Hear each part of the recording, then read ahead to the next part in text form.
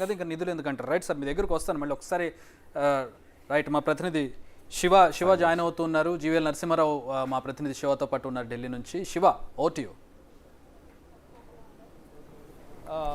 ఇటు దేశవ్యాప్తంగా కూడా మూడవసారి బీజేపీ అధికారంలోకి రాబోతుంది. మూడవసారి ప్రధాని నరేంద్ర మోడీ ప్రధానిగా ప్రమాణ స్వీకారం చేస్తారంటూ కూడా బీజేపీ నేతలు ధీమా వ్యక్తం చేస్తున్నారు. కానీ ఇక్కడ ట్రెండ్స్ చూస్తే మాత్రం ఎవరికి గవర్నమెంట్ ఫామ్ చేస్తుంది అనేది కొంచెం ఊగిసలాడుతుంది. ఇటు ఎన్డీఏ కూటమికి 298 సీట్లు, అలాగే ఇటు ఇండియా కూటమికి 228 సీట్లు ఉన్నాయి. ఇక మొత్తంగా చూసుకుంటే ట్రెండ్ ఏ విధంగా ఉండబోతోంది, దేశవ్యాప్తంగా పాజిటివ్ ఉందా నెగిటివ్ ఉందా అని చూడాల్సి ఉంది. మరోవైపు ఇటు యూపీలో మాత్రం ఎన్డీఏ కూటమికి కొంచెం వ్యతిరేక పవనాలు వీస్తున్నాయి. దీనిపై మనతో మాట్లాడేందుకు బీజేపీ రాజ్యసభ మాజీ ఎంపీ జీవీఎల్ ఉన్నారు. వారిని అడిగి మరింత సమాచారం తెలుసుకుందాం. సార్ చెప్పండి, ముందుగా ఇప్పుడు మూడవసారి బీజేపీ అధికారంలోకి రాబోతుంది, 400 సీట్లు క్రాస్ అవుతుందంటూ కూడా మీరు ప్రచారం చేస్తున్నారు. కానీ ఇప్పుడు చూస్తే ఫలితాలు భిన్నంగా ఉన్నాయి. ఎగ్జిట్ పోల్స్కు ఇక్కడ వస్తున్న ఫలితాలకు భిన్నంగా ఉంది. దీనిపై మీరేమంటారు? ఒక పెద్ద పరీక్ష రాసేటప్పుడు అతిపెద్ద లక్ష్యం పెట్టుకొని పనిచేస్తాం.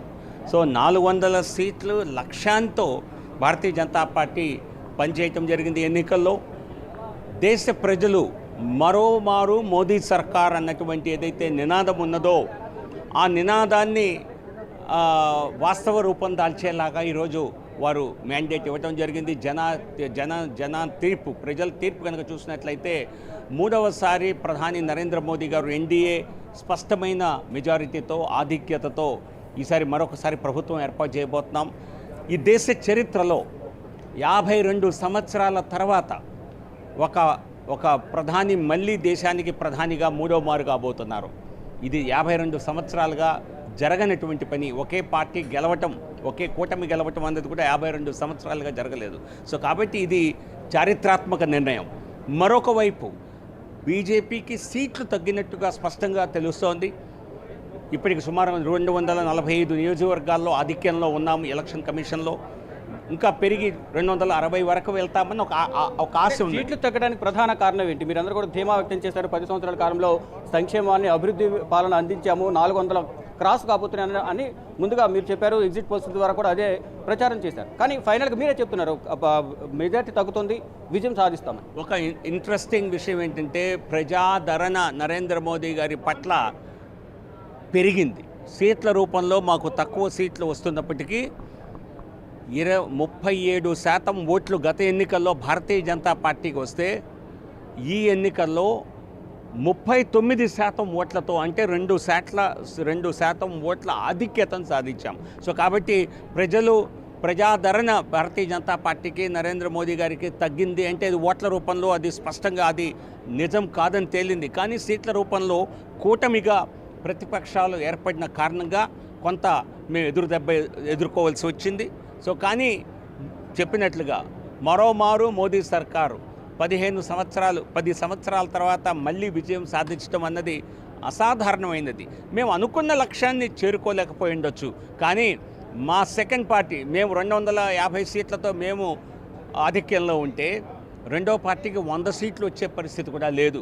సో కాబట్టి భారతీయ జనతా పార్టీ ఎవరికన్నా ఈ ఎన్నికల్లో ప్రజాదరణ ఎవరికన్నా దొరికింది అంటే అది కేవలం భారతీయ జనతా పార్టీకి, నరేంద్ర మోదీ గారికి మాత్రమే. కానీ ఇక్కడ యూపీలో మాత్రం స్పష్టమైన వ్యతిరేకత కనిపిస్తుంది.